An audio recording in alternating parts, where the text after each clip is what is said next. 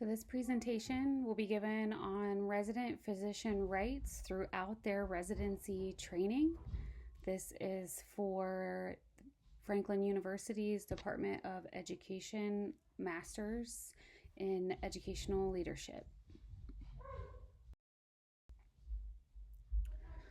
So in my role, physicians are held to the highest standard when it comes to their responsibilities, not only to their patients, the patients' families, and themselves. To achieve the status of physician, they must first complete medical school and then go through and successfully complete a residency in the specialty of their choosing. Residency is a time for hands-on learning and classroom learning. It is a hybrid approach to learning where they are a physician but also learning as a student would. It is this time that residents are most protected by their rights. They have rights both as physicians and learners. What residency does is it prepares the learner to practice independently when they graduate while offering supervision and guidance from board certified physicians. In cases that involve claims such as wrongful termination, due to discrimination, retaliation, due process violations, it is crucial for us to fully understand the allegations made and the process that led to that termination.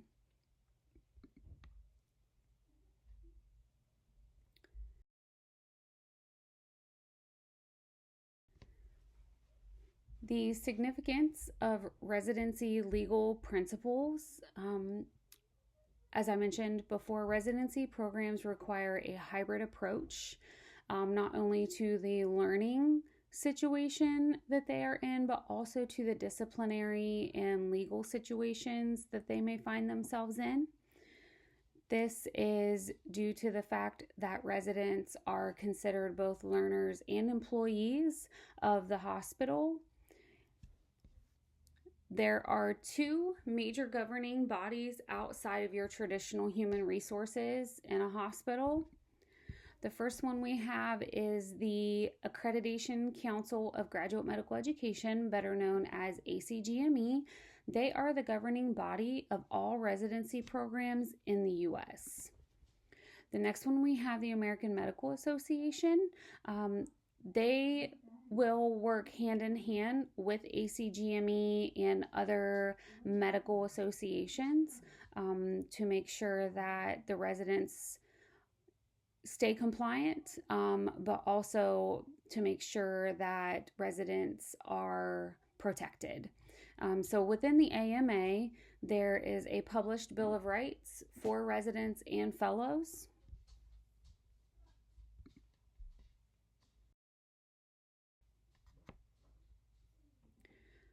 So there are three different applicable laws that we will cover in this. The first one is Title VII. So more commonly known in wrongful termination cases, Title VII of the Civil Rights Act of 1964 protects employees from discriminatory acts of an employer. Because residents are considered both learners and employees, a lot of their cases you will find Title VII instead of like a Title IX. So Title VII makes it unlawful for an employer to discriminate against someone because of their race, color, religion, sex, or national origin. Because of the complexity that is a result of the residency programs being both educational and employment opportunity, many cases will incite the Title VII violations. The next one is Title IX. So Title IX, as we have covered in this course, is of the Education Amendments of 1972, and it applies to residency, the learning atmosphere that a residency program supplies. So according to the Department of Education, Title IX states that no person in the United States shall, based on sex, be excluded from participation in or be subjected to discrimination under any educational program or activity receiving federal assistance. Because residency programs receive CMS funds, and the hospitals that they work in receive CMS funds for the residents that are there learning, they would be entitled to follow the Title IX just as a higher education institution like university or a college.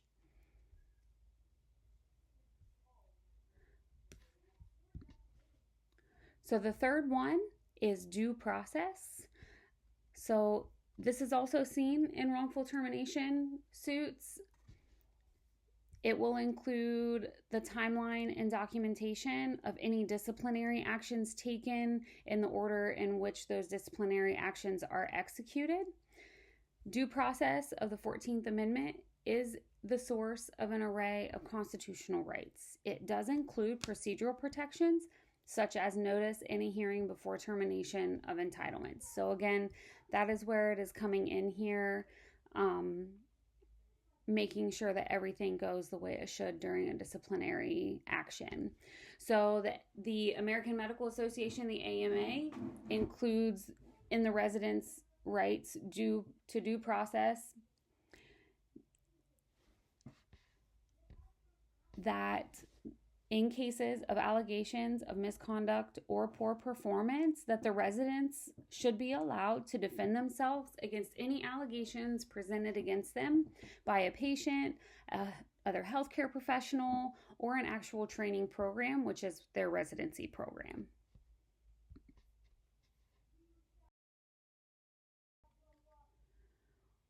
So just to get a good idea of the different races and ethnicities that are seen in the United States, this graph, this pie chart, just kind of depicts the majority and then all the way down to the very smallest minority. This is circa 2018, so there, I'm sure, have been some changes. So white physicians do make up the majority of practicing physicians with over 50%. And then the next largest are Asian physicians, and they make up 17%. So while they are the next largest to white, they are still well under half of the white Caucasian.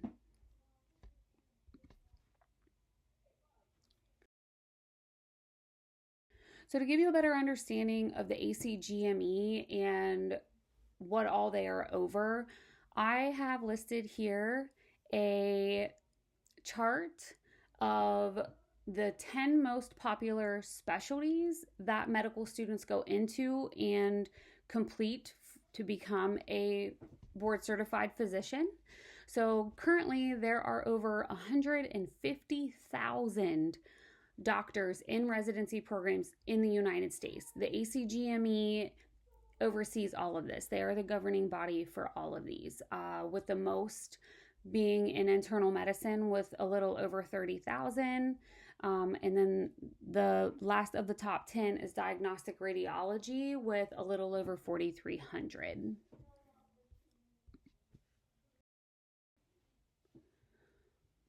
So what can the impact of the laws mentioned earlier mean for a residency program?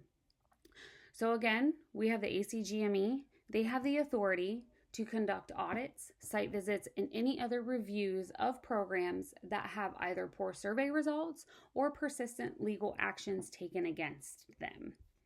So once they begin a review process, an in-depth assessment of the program and how it functions will be conducted. They will look at all documents, including policies and procedures that are used to carry out the requirements set by the ACGME.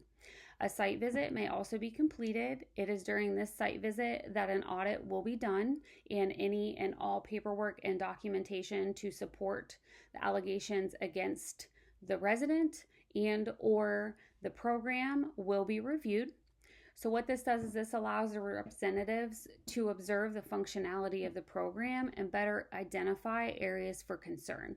So if there is a concern, then it will be brought forth during this time. So again, wrongful termination suit is filed against the residency program. There are multiple things that will happen and are required to support the resident's claims or to justify the program's decision. So therefore, that is where it comes into play with them coming for a site visit. So the long-term effects that could impact a residency program is that negative allegations can cause the residency program and the sponsoring institution to lose their CMS funding. So if ACGME comes in and they decide that the residency program cannot function with the current allotted amount of positions available for residents, they have the authority to decrease that number that fills the program. For example, currently the residency program I am over, we have 12, and the ACGME has the authority to decrease that 3 per PGY year. So this will result in fewer CMS funds, and what that means is that is less money that our hospital and our program is receiving from CMS for each individual resident, which can negatively impact the hospital's corporate scorecard, our financial status. So one of the very first cases that I found that kind of outlines a program in the wrong is Wilson versus Banson et al. And this actually happened at the Ohio State University urology program, where Mr. Wilson was a chief resident in the urology program. He completed all requirements to graduate, took a PTO day on his last day of the program. Program director believed that it was a conspiracy and decided to retaliate. The program director actually withdrew his approval for the graduated resident to sit for his urology boards, which is only offered once a year. So when that happened, Mr. Wilson filed a suit alleging that his Title VII rights were violated. There's a 91-page court filing that went extremely in-depth about everything over the 4-year term of this residency program and how the university did not protect the resident in that program. So the violations were found to have been made by the program, its directors, and the sponsoring institution. So by abusing their authority and making threats of retaliation on the residents and submitting negative responses, they violated the residents' Title VII rights. Another case is Jacqueline Maris versus Miami Valley Hospital. This one actually went in favor of the residency program. So Ms. Maris was dismissed from Wright State University's OBGYN program due to ongoing complaints and escalating disciplinary actions related to professionalism. She was terminated from her position at the hospital, not just as a resident, but as an actual physician. She then sued the university, the hospital, its owners, several Wright State University employees, alleging violation of her due process rights. The court actually granted summary judgment to all defendants and ruled in favor of them. The plaintiff then tried to get it appealed. The U.S. Court of Appeals actually upheld the original ruling. They concluded that Wright State University did not violate Maris's due process rights and that their decision to terminate her as a resident did not violate any contractual agreements, with the court confirming the reasoning for termination was within the university's scope of duties.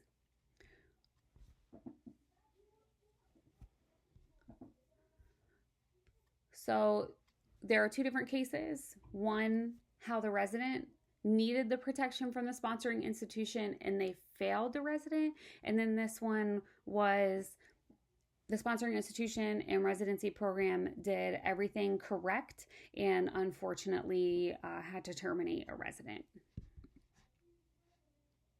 Here are the references used. not only in the slides, but also as I was speaking.